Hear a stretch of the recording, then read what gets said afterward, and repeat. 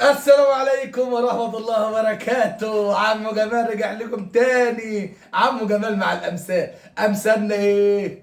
عربية، شعبية، مصرية. أمثالنا ليها حكاية، ليها رواية. حكاية فاتت بس حكمتها مش ماتت. حكايتنا مصرية، شعبية، عربية. أهلا بيكم في مثل جديد وحل انا اقوله لكم، بس استنوني لحظات وارجع لكم تاني.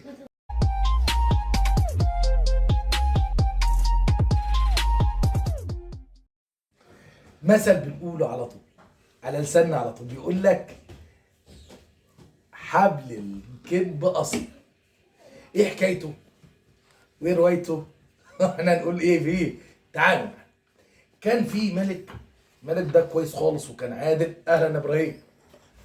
بس ابراهيم خلاص. ده ابراهيم جمال عيد ميلاده 16/5، كان في الزمالك 6-1. يوز اهلا للزمالك، تحيه للزمالك. المهم الراجل ده هو اتسرق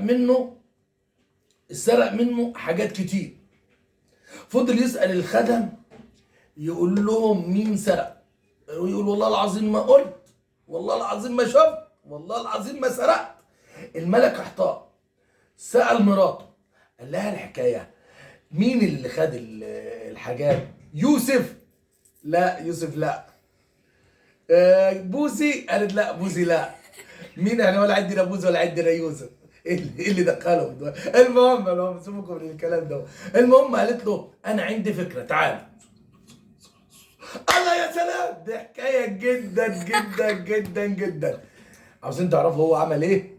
استنوني لحظه هرجع لكم تاني.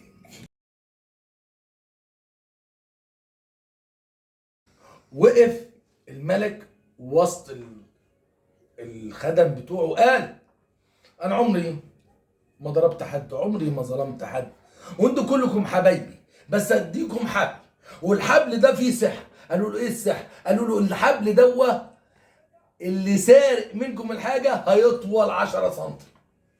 كل واحد خد الحبل ومشى. اللي سرق الحاجات فضل يقول ايه يا ابوي؟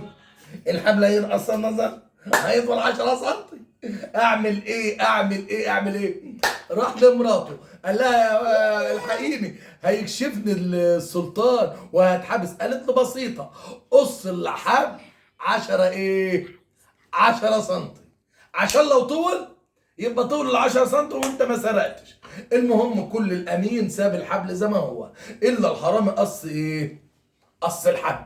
اول ما قصوا الملك جمعهم تاني يوم، يلا نقيس يلا نقيس، كله طلع بالمظبوط لغايه ما وصل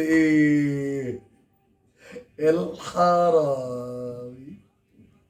والحرامي بيبص قال له ما تقومش يا مولاي. قال له عشان انت حرامي انا ضحكت عليك، حبل ايه اللي هيطول؟ انت اللي سرقت الفلوس. قال له ايوه يا مولاي. بعدين الملك قال له صحيح حبل الكذب قصير، اكتب كتير وكتير، بس لازم تعرف ان عمرك ما هتبقى زي الحمام والطير، عمرك ما هتبقى بطيخ ولا عمرك هتبقى فطير. حبل الكذب قصير. استنوني في مثل جديد، وسجدة هتقول لكم حاجة. تعالى يا سجدودة نعمل ايه؟ ما تنسوش تحطوا لايك وتشتركوا في القناة وتفعلوا الجرس. جرس ايه؟ جرس المشاهدة. السلام عليكم.